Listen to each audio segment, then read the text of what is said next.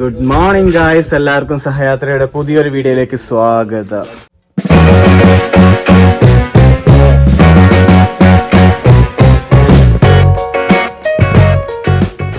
Last ട്രെയിനിലുള്ളതാണ് last വീഡിയോയിൽ ഉണ്ടായത്. ആ ട്രെയിനിൽ ഇപ്പം ഇറങ്ങിയത്ര അതിൽ കണ്ട പോലെ ആ ബാഗ് 1-2 മണിക്കൂറോളം നിലത്ത് വെക്കാൻ വേണ്ടി പറ്റിയില്ല. വന്ന് കുറച്ച് സമയം കിടന്നു. നല്ല ഷോൾഡർ പെയിൻ ഉണ്ടായിരുന്നു. ഇനി ഹൊഗനക്കലിലേക്ക് രാവിലെ 5 മണിക്ക് ബസ്സുള്ളൂ എന്നാണ് പറഞ്ഞത്. ഇപ്പം 2:30 അത്ര. അപ്പോൾ ഇവിടെ ടിക്കറ്റ് കൗണ്ടറിൻ്റെ അടുത്തുകൊണ്ട് പോയിട്ട് അവിടെ തൽക്കാലം നിൽക്കണം. എന്നിട്ട് ഇവിടെ ലോക്കർ റൂം ഫെസിലിറ്റി ഒന്നുമില്ല. അപ്പോൾ അതിനെന്ത് ചെയ്യും, ബാഗും എടുത്തിട്ട് മിക്കവാറും ഹൊഗനക്കലിലേക്ക് പോകേണ്ടി വരും. അപ്പോൾ അതെല്ലാം ഒന്ന് പ്ലാൻ ആക്കണം. ഞങ്ങൾ റെയിൽവേ സ്റ്റേഷൻ നേരെ ധർമ്മപുരി ബസ് സ്റ്റാൻഡിലേക്ക് വന്നു. ഓട്ടോനാണ് 60 പറഞ്ഞു, അവസാനം 50 കൊടുത്തു. ആകെ 2 കിലോമീറ്റർ ഉണ്ടായിട്ടുള്ളൂ. പക്ഷേ റെയിൽവേ സ്റ്റേഷൻ ക്ലോക്ക് റൂമില്ലാത്തതുകൊണ്ട് ഞങ്ങളെ ബാഗ് കംപ്ലീറ്റ് ഇങ്ങോട്ടേക്ക് എടുക്കേണ്ടി വന്നു. അതുകൊണ്ട് പിന്നെ അത്രയും ദൂരം രാവിലെ നടക്കാൻ വേണ്ടിയിട്ട് പറ്റാത്തതുകൊണ്ട് നേരെ ഓട്ടോനെ കയറി വന്നു. ഹലോ ഗായ്സ്, അങ്ങനെ ഞങ്ങൾ ഹൊഗനക്കലെത്തി. ഞങ്ങൾ ആദ്യം പ്ലാൻ ചെയ്തതെന്ന് വിചാരിച്ചാൽ ട്രെയിനിൽ സ്ഥലം ഇല്ലെങ്കിൽ, അതായത് നമ്മൾ പുറത്തുനിന്ന് കാണുമല്ലോ, തിരക്കാണെങ്കിൽ നമ്മൾ ട്രെയിനിൽ പോകുന്നില്ല എന്നുള്ളതായിരുന്നു പ്ലാൻ. ഞങ്ങൾ ട്രെയിൻ റെയിൽവേ സ്റ്റേഷനിൽ നിന്ന് നോക്കിയ സമയത്ത് നടുക്കൊക്കെ ഇഷ്ടം പോലെ ഗ്യാപ്പ് ഫ്രീ ആയിരുന്നു. അപ്പം ഞങ്ങൾ വിചാരിച്ചു സ്ഥലമുണ്ടായിരുന്നു. ഞങ്ങൾ എന്നിട്ട് ഡോർ സൈഡിൽ തന്നെ ആൾക്കാർ കിടക്കുന്നുണ്ടായിരുന്നു. ഞങ്ങൾ അവരെ മാറ്റി ഉള്ളിൽ കയറി നോക്കിയപ്പോൾ മനസ്സിലായി ഈ നടുക്കാരും ഇല്ലാത്തതുകൊണ്ടല്ല, നടുക്ക് എല്ലാവരും കിടക്കുകയും ഇരിക്കുകയൊക്കെയാണ്. അതുകൊണ്ട് നല്ല ഒരു ബാഗ് വെക്കാൻ പോലും സ്ഥലം ഉണ്ടായിട്ടില്ല. റോസിന് ഭാഗ്യത്തിന് ബാഗ് വെക്കാൻ വേണ്ടി പറ്റി. ഞാനിതും പിടിച്ച് 1.5 മണിക്കൂർ 2 മണിക്കൂർ നിൽക്കേണ്ടി വന്നു. അത് കഴിഞ്ഞ് ഇവിടെ എത്തി. ഒരു ചെറിയ റെയിൽവേ സ്റ്റേഷനായിരുന്നു. പക്ഷേ ആ റെയിൽവേ സ്റ്റേഷൻ അവർ കൂടുതൽ സ്നേഹമുള്ളത് കൊണ്ടാണോ അല്ലെങ്കിൽ വേറെ എന്തെങ്കിലും കൊണ്ടാണോന്ന് അറിയില്ല. പക്ഷെ ഞാൻ കുറച്ച് പാനിക്കായിപ്പോയി അവരെ പെരുമാറ്റം കണ്ടപ്പോൾ. കാരണം അവരെല്ലാവരും കൂട്ടം കൂടി വരുമെന്ന്, എന്താണ് എവിടെയാണ് പോകണ്ടേ എന്നെല്ലാം പറഞ്ഞ് ഒരുമാതിരി. നമ്മൾ ടൂറിസ്റ്റ് സ്ഥലത്ത് പോകുമ്പോൾ സാധാരണ ഓട്ടോക്കാർ വരുന്ന പോലെയല്ല, ഭയങ്കര കെയറിങ് നമ്മളോട്. കുറച്ച് നമ്മളവിടെ ഒരു മണിക്കൂർ കിടക്കാമെന്ന് വിചാരിച്ച് നമ്മൾ റെയിൽവേ സ്റ്റേഷനിൽ ആ ഒരു ബെഞ്ച് പോലത്തെ അവിടെ കിടക്കുമ്പോൾ നിങ്ങൾ ആ റിസർവേഷൻ്റെ അവിടെ കിടന്നോളെന്നൊക്കെ പറഞ്ഞു. പക്ഷേ എല്ലാം ശോകമായിരുന്നു. ഞാൻ ഒന്ന് വാഷ്റൂം യൂസ് ചെയ്യാൻ വേണ്ടി പോയി. വൻ ശോകമായിരുന്നു അവിടുത്തെ അവസ്ഥ. റിസർവേഷൻ്റെ വെയിറ്റിംഗ് ഏരിയയിലും അതുപോലെ തന്നെ നോർമൽ അവിടുത്തെ പേ ആൻഡ് യൂസ് ടോയ്ലറ്റും എല്ലാം അവതാളത്തിലായിരുന്നു. മാത്രമല്ല എന്താ പറയുക, ടോയ്ലറ്റിന് ലോക്കില്ല. റിസർവേഷൻ റൂമിൽ പോയപ്പോൾ അതിനേക്കാൾ വലിയ കോമഡി അവിടെ കിടക്കാൻ ഞങ്ങളോട് പറഞ്ഞത്. ഞങ്ങളവിടെ പോയി നോക്കുമ്പോൾ ഒരു ചേട്ടൻ ബാഗൊക്കെ സൈഡാക്കി വെച്ച് കിടന്നുറങ്ങുന്നു. നല്ല പുതച്ചും കൂടി കിടന്നുറങ്ങുന്നു. പുള്ളിക്കാരൻ്റെ തൊട്ടടുത്ത് ഒരു പട്ടിയും കിടന്നുറങ്ങുന്നത്. ആ ഒരവസ്ഥയായിരുന്നു അവിടെ. അതിനുശേഷം ഞങ്ങൾ ധർമ്മപുരി ബസ് സ്റ്റാൻഡിൽ നിന്ന് നേരെ ഹൊഗനക്കലിലേക്ക് വന്നു. ബസ്സിന് 100 റുപ്പീസാണ് ആയത്. ഇപ്പം ഞങ്ങൾ വാട്ടർഫാളിലേക്ക് പോകുന്നു. ഇവിടെ ഒരു കൊട്ടവഞ്ചി റൈഡ് ഉണ്ട് എന്ന് പറഞ്ഞായിരുന്നു, പക്ഷേ അതിപ്പോൾ ഇല്ല പോലും. അപ്പോൾ എന്താണ് ഇവിടെ ഇന്ന് നമ്മൾ ചെയ്യാൻ വേണ്ടി പോകുന്നത്, ഇതൊരു പ്ലാനേ ഇല്ല. ആ വാട്ടർഫാളിൻ്റെ അടുത്ത് എത്തിയിട്ട് എല്ലാം ഒന്ന് പ്ലാൻ ആക്കണം. ഗായ്സ്, ഇവിടെ വന്ന മുതൽ ഓരോരാൾ പുറകെ നടക്കുന്നു. സാധാരണ ഒരു ടൂറിസ്റ്റ് സ്പോട്ടിൽ പോയ ബസ് സ്റ്റാൻഡിലെല്ലാം ആരെങ്കിലും ഉണ്ടാവും. ഇതാ 2 പേര് ആദർശിനി റോഡ്സിൻ്റെ പുറകെ പിടിച്ചിരിക്കുന്നു. അവർക്ക് ബോട്ടിങ്ങിന് പോകണം. ആര് ബോട്ടിങ്ങിന് കൊണ്ടുപോകണമെന്നില്ല, വാശിയിലേ അല്ലേ. അവരുടെ നിന്ന് രക്ഷപ്പെട്ട് ഓടുമെന്ന് രണ്ടാളും.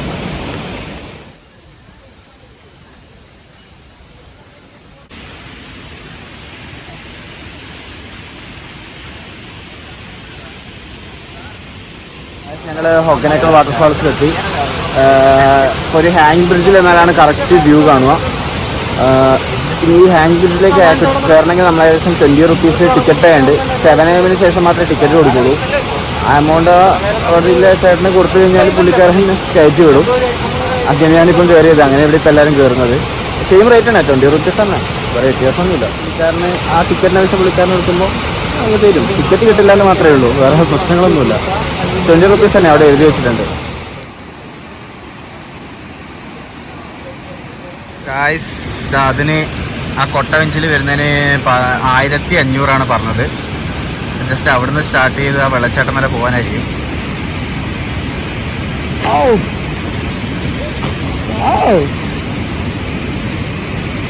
എടാ നീയും കൂടി ചാടുവോ? നേരെ അവരെ മണ്ടയ്ക്കുകയാണെന്നല്ലേ.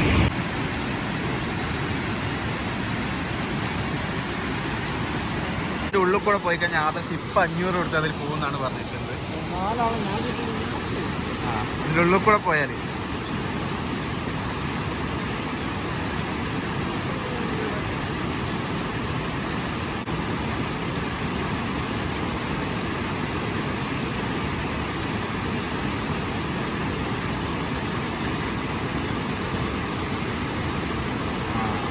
ഞാൻ എന്നാൽ കറക്കമില്ലാത്തെന്ന് ആലോചിച്ചുകൊണ്ടിരിക്കുന്നത്. എല്ലാ സ്ഥലത്തും ഒരു കറക്കം ഉണ്ടാവുന്നുണ്ടോ?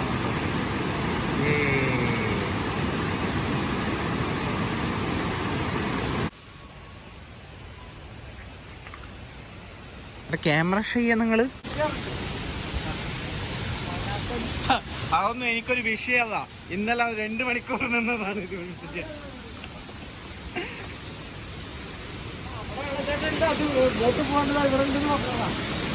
ഈ ആദർശം ഭയങ്കര ഡീമോട്ടിവേറ്റിങ്.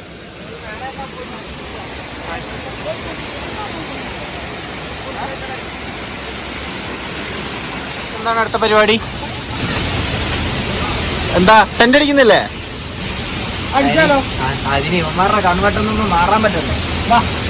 ഇവിടെ എങ്ങും തിരിയാൻ പറ്റാത്ത അവസ്ഥയാണ്. പുള്ളിക്കാരനോട് വെയിറ്റ് ചെയ്യുന്നു ഞങ്ങൾ തിരിച്ചു വന്നിട്ട് പറയാൻ വേണ്ടിയിട്ട്.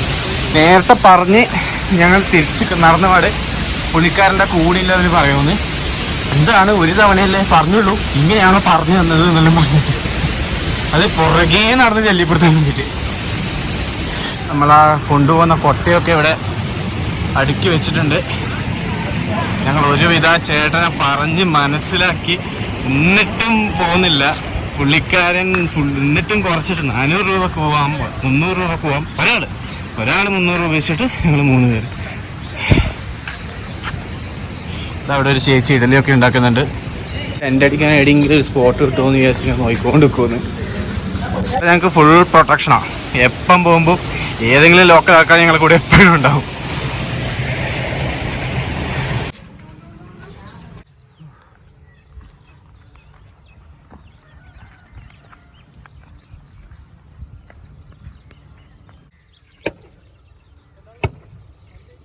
ഇവിടെ ഒന്ന് കുറച്ച് സമയം ഇരിക്കാൻ വേണ്ടിയിട്ട് ഇവിടെ ഇരിക്കുന്നതാണ്. ആളൊന്നും ശല്യമില്ലാണ്ട് ഒന്ന് മനസ്സമാധാനമായിട്ട് ഇരിക്കാൻ പറ്റുന്ന സ്ഥലം ഇവിടെയാണ്. അധികം റഷില്ലാതെ ഒന്നും ഇരിക്കാൻ പറ്റുന്ന സ്ഥലം ഇവിടെയാണ്. നമ്മൾ പുറത്തേക്ക് ഇറങ്ങുമ്പം തന്നെ അവരുടെ ജോലിയാണ്, അവരുടെ വരുമാന മാർഗ്ഗമാണ് എല്ലാം അറിയാം. പക്ഷേ നമ്മൾ എങ്ങനെയെങ്കിലും കൺവിൻസ് ചെയ്ത് ഒരാളെ നമ്മൾ എന്തായാലും ഇല്ല നമ്മുടെ ബോട്ടിംഗ് ആണെങ്കിലോ അല്ലെങ്കിൽ എന്താണ് ബോട്ടിങ്, മസാജിങ്, പിന്നെ വേറെ എന്തോന്നും കൂടി പറയുന്നുണ്ടായിരുന്നു. എല്ലാവരും ഇങ്ങനെ ഓരോന്ന് പറഞ്ഞ് ഒഴിവാക്കുമ്പോൾ അപ്പോൾ അടുത്ത ആൾ വരുമെന്ന് ഒരു എന്താ പറയുക, ഞങ്ങളങ്ങനെ ഫ്രീ ആയിട്ട് നടന്നിട്ടില്ല. എപ്പോഴും ആരെങ്കിലുമായിട്ട് കൂടാ. അതും ആ സെക്യൂരിറ്റിക്കാരനാണെങ്കിൽ അവിടെ ഒന്നാമത് എഴുതി വെച്ചിട്ടുണ്ട്, ടിക്കറ്റ് ഇല്ലാതെ പൈസ കൊടുക്കാൻ അങ്ങനെ പറയുന്നുണ്ട്, റിപ്പോർട്ട് ചെയ്യണം. പക്ഷേ നമ്മൾ ഏർലി മോർണിംഗ് വരുന്ന സമയത്ത് സെക്യൂരിറ്റിക്കാരൻ പറഞ്ഞ് 7 മണിക്കേ ഉള്ളൂ. നമുക്കറിയാത്തൊരു ഏരിയ ആണ് അത്. അവർ മൊത്തം കൂട്ടായിട്ട് നിൽക്കുമെന്ന്, ഞങ്ങളിവിടെ വന്നവരും അവരും പിന്നെ എല്ലാവരും കൂട്ടായി നിൽക്കുമെന്ന്. അവിടെ പിന്നെ ഞങ്ങൾ അന്യനാട്ടിൽ വന്ന് ഞങ്ങൾ വെറുതെ തന്നെ ഓരോ പ്രശ്നം വിളിക്കുന്നു. ആ പുള്ളിക്കാരനാണെങ്കിൽ ഞങ്ങൾ കയറിയ മുതൽ അങ്ങോട്ട് പോകല്ല ഇങ്ങോട്ട് പോകല്ല, ബാഗ് എടുത്ത് പോകും, കയ്യിൽ പൈസ കിട്ടിയ ശേഷം പിന്നെ ബാഗ് പെട്ടെന്ന് പോകുമെന്ന് പറഞ്ഞിട്ട് ഭയങ്കര ഇറിറ്റേറ്റിംഗ് ആയിരുന്നു.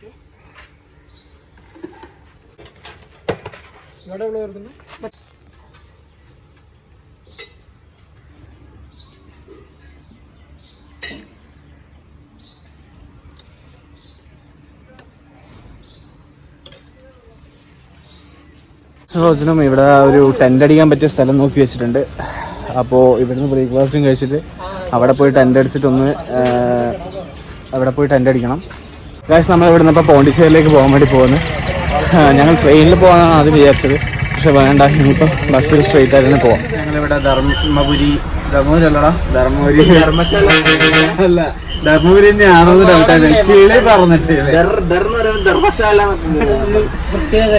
ധർമ്മപുരി ഞങ്ങളിപ്പം ധർമ്മപുരി ബസ് സ്റ്റാൻഡിലെത്തി. നമ്മള് ഭയങ്കര എക്സ്പെക്ടേഷനില് ടെൻഡൊക്കെ അടിക്കണമെന്ന് ലാസ്റ്റ് നമ്മൾ പറഞ്ഞത്. പക്ഷെ ഞാൻ നന്നായിട്ട് എക്സ്പെക്ട് ചെയ്തു പോയൊരു സ്ഥലമായിരുന്നു. കാരണം എന്താന്ന് വെച്ചാൽ കണ്ട വീഡിയോസിലാണെങ്കിലും ഏതിലാണെങ്കിലും ആ ഒരു ഹൈപ്പ് ഉണ്ടായിരുന്നു ആ സ്ഥലത്തിന്. ഒന്നാമത് ഇതവിടെ ഓഫ് സീസൺ ആണ്, അതുകൊണ്ട് അവിടെ വെള്ളമില്ല, അതിൻ്റെതായ ബുദ്ധിമുട്ടുണ്ട്. പക്ഷെ അതല്ല അവിടുത്തെ നാട്ടുകാരെന്ന് വെച്ചാൽ വന്നലമ്പാണ്. ഒരുമാതിരി ആളെ വെറുപ്പിക്കുന്ന രീതിക്കുള്ള ബിഹേവിയർ ആണ്. സത്യം പറഞ്ഞിട്ടുണ്ടെങ്കിൽ ചെന്ന് കയറിയത് പോലും നാട് മൊത്തം അങ്ങനെയാണെന്ന് ഞാൻ പറയുന്നില്ല, പക്ഷെ ഞങ്ങൾ കണ്ട ആൾക്കാർ മൊത്തം അങ്ങനെയായിരുന്നു. ഞങ്ങളുടെ എക്സ്പീരിയൻസ് വളരെ മോശമായിരുന്നു. ഞാൻ വീഡിയോ നിങ്ങൾക്ക് കാണിച്ചു തന്നിട്ടുണ്ട്.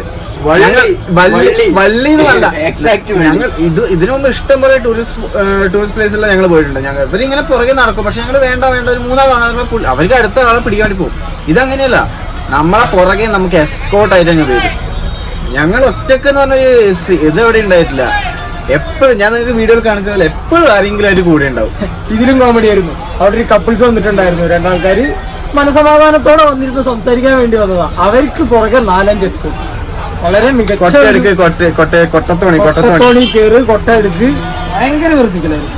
അതും 1600 പറഞ്ഞത്, അല്ല 1300 അല്ലേ?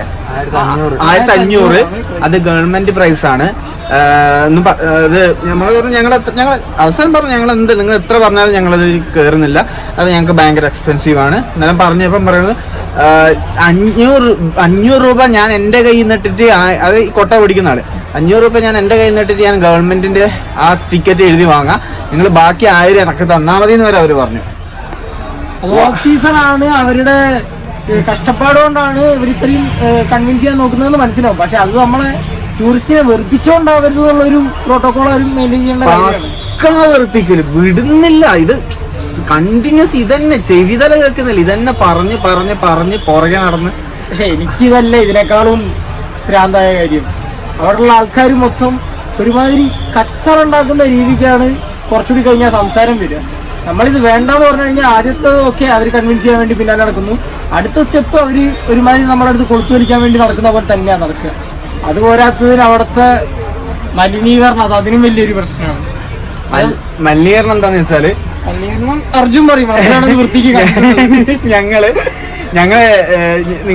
നിങ്ങളെ വീഡിയോ ഉണ്ടാകും കുറച്ച് ഒരു സ്ഥലത്ത് റിലാക്സ് ചെയ്യാനിരുന്നു എന്ന് പറഞ്ഞു. അതായത് ഈ ഹൊഗനക്കൽ വാട്ടർഫോൾസും അതേപോലെ തന്നെ അതിന്റെ അവിടെ ഒരു ടെമ്പിൾ അല്ലേ, കുളിക്കേണ്ട പോലത്തെ വെള്ളച്ചാട്ടത്തിൽ കുളിക്കേണ്ട പോലത്തെ ഒരു സെറ്റപ്പ് ഉണ്ട്. അപ്പോ അതിന്റെ ഒക്കെ ടോപ്പിൽ, അത് അവിടത്തേക്കെല്ലാം വരുന്ന വെള്ളം ഇതുവഴി വരുന്നത്.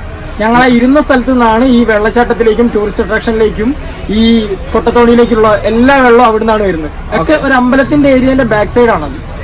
അപ്പൊ ആ അമ്പലത്തിൽ നിന്നുള്ള വേസ്റ്റ് മൊത്തം അവർ ഡംപ് ചെയ്ത് കുരുപൊട്ടുന്നവന്മാരൊക്കെ ഇറങ്ങിപ്പോണേ കുറച്ച് കൂടുതലല്ലേ അവിടെ.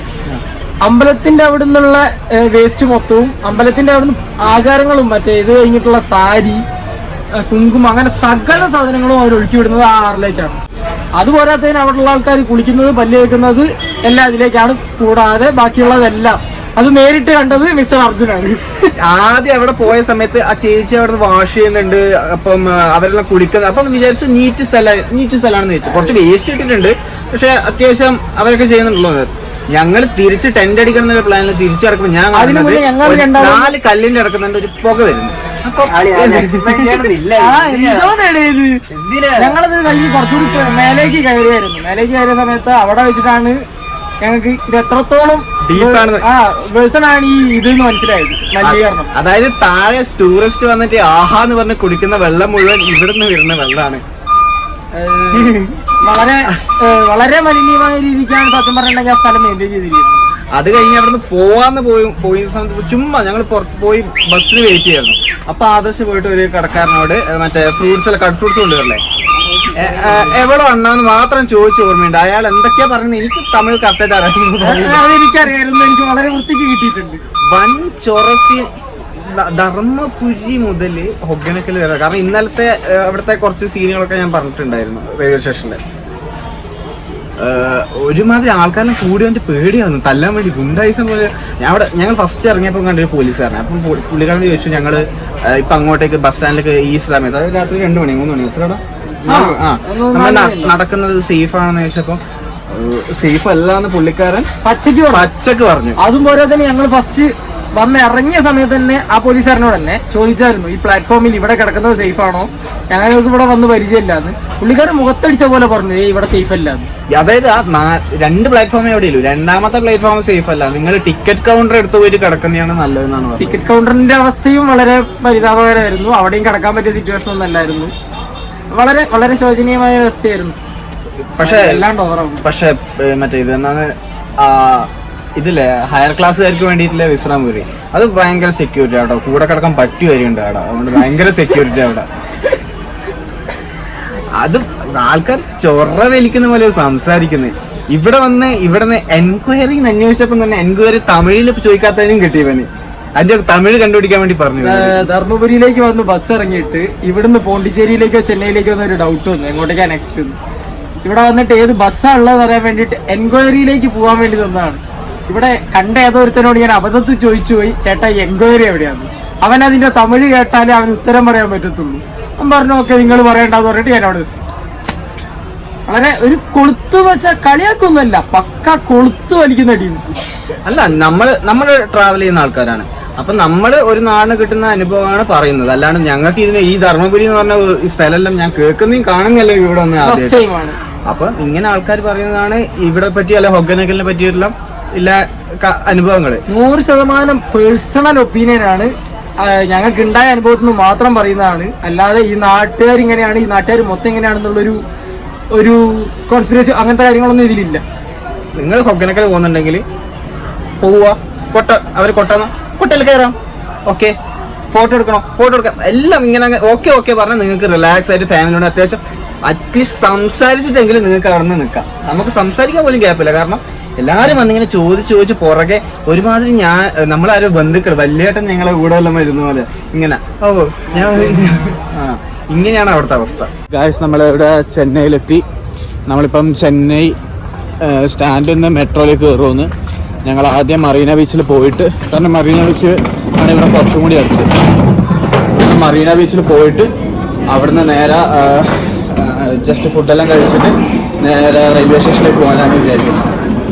ഞങ്ങൾ ഇറങ്ങിയത് ബസ് സ്റ്റാൻഡിൻ്റെ തൊട്ട് പുറത്ത് തന്നെയായിരുന്നു മെട്രോ. ഇത് കുരിശ് തലവി ഡോക്ടർ ജയലളിത മെട്രോ സ്റ്റേഷനാണ്. നമുക്കിനി പോകേണ്ടത് ഗവൺമെൻറ് എസ്റ്റേറ്റിലേക്കാണ്. അത് ലൈൻ മാറി കയറണം. ആകെ 32 രൂപയായത്. അതിൻ്റെ പുറത്തുനിന്ന് തന്നെ ഓഫേഴ്സും കാര്യങ്ങളൊക്കെ എഴുതി വെച്ചിട്ടുണ്ട്. നിങ്ങൾ Paytm വഴി ബുക്ക് ചെയ്യുകയാണെങ്കിൽ നിങ്ങൾക്ക് 20% ഓഫ് കിട്ടും. നിങ്ങൾക്ക് ഫോൺ പേ, അബീബസ്, നമ്മയാത്രി, റാപ്പിഡ്, ഇതിൻ്റെയൊക്കെ ഓഫേഴ്സ് ഉണ്ട്. ഞങ്ങൾ പിന്നെ പെട്ടെന്ന് പോയി ബീച്ച് കണ്ട് വരണം, അങ്ങനെ ഇതൊന്നുമില്ലാതെ ഞങ്ങൾ യൂഷ്വൽ Paytm എന്നാണ് ബുക്ക് ചെയ്യാറ്. അതിൻ്റെ തന്നെ ബുക്ക് ചെയ്തു. ഇവിടുത്തെ മെട്രോൻ്റെ ഒരു നീലയാണ്, ഗ്രീനും ബ്ലൂ.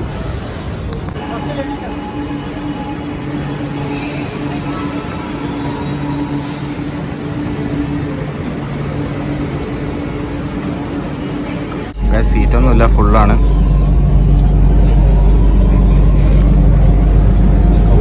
മെട്രോൻ്റെ സെറ്റപ്പ് എനിക്ക് ഇഷ്ടപ്പെട്ടു കേട്ടോ. ഞാൻ മുന്നേ ബാംഗ്ലൂർ മെട്രോ മാത്രമേ പോയത്, പക്ഷേ ഇവിടെ നമ്മൾ ട്രാക്കിലേക്കൊന്നും കയറാതെ നിൽക്കാൻ വേണ്ടിയിട്ട് കംപ്ലീറ്റ് കവേർഡാണ്. കാണുന്നുണ്ടോ? സെയിം ആണ്, ഫുൾ ഓപ്പൺ ആയിട്ടാണ്. മാത്രമല്ല ഇത് ഓരോന്നിൻ്റെ മുകളിൽ കണ്ടോ, അവർ കറക്റ്റ് ഓരോ സൈഡിലേക്കുള്ള സ്റ്റേഷൻസ് ചെയ്ത് വെച്ചിട്ടുണ്ട്. ഞങ്ങൾക്ക് ബാംഗ്ലൂരിൽ നിന്ന് 2-3 തവണ അബദ്ധം പറ്റിയതാണ് മാറി കയറിയിട്ട്. എല്ലാവർക്കും പറ്റുന്ന അബദ്ധമാണ് ഓരോ സൈഡിലേക്ക് മാറിയിട്ട്. ഞങ്ങളിവിടെ ഗവൺമെൻറ് എസ്റ്റേറ്റിൽ മെട്രോ സ്റ്റേഷനിൽ എത്തി. ഇവിടുന്ന് മറീന ബീച്ചിലേക്ക് വാക്കിംഗ് ഡിസ്റ്റൻസ് ഇല്ലെന്നാണ് റോജൻ സാർ പറഞ്ഞത്. റോജൻ സാറിനെ വിശ്വസിച്ചുകൊണ്ട് ഞങ്ങൾ മുന്നോട്ട് പോയിക്കൊണ്ടിരിക്കുകയാണ്.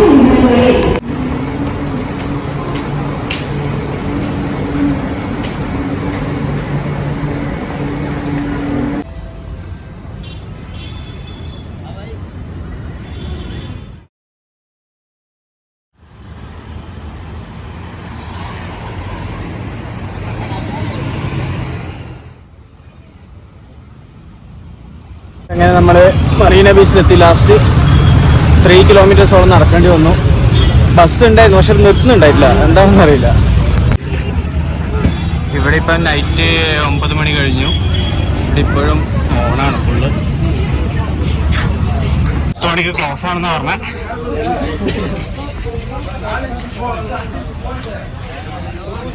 ഉള്ളിൽ കുറച്ച് കടയൊക്കെ പൂട്ടി. ഞങ്ങൾ ബീച്ചിലെത്തി. ഓൾമോസ്റ്റ് കടയിൽ അടച്ചു. പിന്നെ ഇപ്പം തന്നെ വന്നതെന്ന് വിചാരിച്ചാൽ ഞങ്ങൾ ഇന്നേ ഉള്ളൂ. രാവിലെ 6 മണിക്ക് കഴിഞ്ഞ് ഞങ്ങൾ പോണ്ടിച്ചേരിയിലേക്ക് പോകുന്നു. പക്ഷേ ബീച്ച് ഫുള്ള് കച്ചറയാണ്.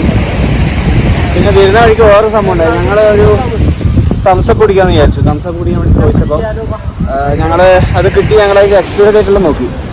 അപ്പോൾ അവരോട് പ്രൈസ് ചോദിച്ചപ്പോൾ അവർ 50 റുപ്പീസ് എന്ന് പറഞ്ഞു.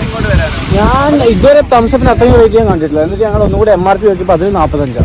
ഞങ്ങൾ തിരിച്ചു കൊടുത്തു. ഞങ്ങൾ പറഞ്ഞ MRP അതുപോലെ ഞങ്ങൾക്ക് വേണ്ടെന്നാണ് തിരിച്ചു കൊടുത്തു. തിരിച്ച് നമ്മൾ വരുന്ന സമയത്ത് അവർ 5 രൂപ കുറച്ചിട്ട് ആ പൈസ തന്നെ തരാമെന്ന് പറഞ്ഞു. ഇവിടെ അങ്ങനത്തെ തട്ടിപ്പ് 5 റുപ്യയുടെ കാര്യമേ ഉള്ളൂ. പക്ഷേ എന്ന് വെച്ചാൽ MRP ഇട്ട് കഴിഞ്ഞിട്ട് അതിൻ്റെ അകത്ത് കയറ്റി പിടിക്കുകയെന്ന് പറയുമ്പോൾ ഞങ്ങൾ എന്തായാലും നാളെ കാണാൻ വേണ്ടി പറ്റില്ല, ഇന്നേ കാണാൻ വേണ്ടി പറ്റുള്ളൂ. അതുകൊണ്ട് മാത്രം പോയതാണ്. ഇനിയിപ്പോൾ നേരെ ഇവിടുന്ന് ലോക്കൽ ട്രെയിൻ കയറി MGR സെൻറ്ററിൽ പോകണം. ഇന്ന് അവിടെയാണ്. അവിടുന്ന് മോർണിംഗ് ആണ് ട്രെയിൻ വരുന്നത് പോണ്ടിച്ചേരിയിലേക്ക്. ഗൈസ്, അങ്ങനെ ഞങ്ങൾ ചെപ്പോക്ക് ലോക്കൽ സ്റ്റേഷനിലെത്തി. ഇത് ലോക്കൽ ട്രെയിനാണ് ശരിക്ക് അഫോർഡബിൾ, ഏറ്റവും നല്ല അഫോർഡബിൾ. കാരണം ഇവിടുന്ന് MGR സെൻറ്ററിലേക്ക് ഇതുപോലെ, പക്ഷേ അതിന് തൊട്ട് മുന്നത്തെ അവിടെ നിന്ന് 250 മീറ്ററായിട്ട് നടക്കാനുള്ളൂ MGR സെൻറ്ററിലേക്ക്. MGR പാർക്ക് എന്ന് പറഞ്ഞ ലോക്കൽ ട്രെയിൻ സ്റ്റേഷനിലേക്ക് വെറും 5 രൂപയുള്ളൂ ഒരാൾക്ക്. അതേസമയത്ത് മെട്രോനാണെങ്കിൽ അതിൻ്റെ 6 ഇരട്ടി പൈസയാണ്. തിരക്കുണ്ടാവും, അങ്ങനത്തെ കാര്യങ്ങളൊക്കെ ഉണ്ടാവും. പക്ഷേ ഇതിപ്പം ഈ ടൈം ആയതുകൊണ്ട് തിരക്കൊന്നും ഉണ്ടാവില്ല എന്ന് വിചാരിക്കുന്നു.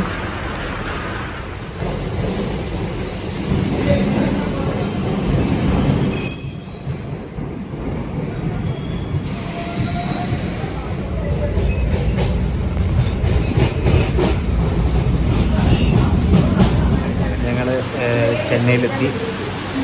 അവിടുന്ന് ലാസ്റ്റ് ഒന്ന് ചുറ്റിപ്പോയി. അതിലിപ്പം ചെന്നൈയിലെത്തി. രാവിലെ 6 മണിക്കാണ് ട്രെയിൻ. ഇവിടെ ലോഞ്ചിൽ വന്നിട്ടുണ്ട്. ഒന്ന് ഫ്രഷപ്പ് ആവണം. ഇപ്പോൾ ഇന്നത്തെ വീഡിയോ ഇവിടെ വെച്ച് അവസാനിപ്പിക്കുന്നു. ഇതുവരെ ചാനൽ സബ്സ്ക്രൈബ് ചെയ്യാത്തവരാണ് സബ്സ്ക്രൈബ് ചെയ്യുക, ലൈക്ക് ചെയ്യുക, ഷെയർ ചെയ്യുക. അടുത്തൊരു വീഡിയോ വരുന്നവരെ ബൈ ഫ്രം സഹയാത്ര.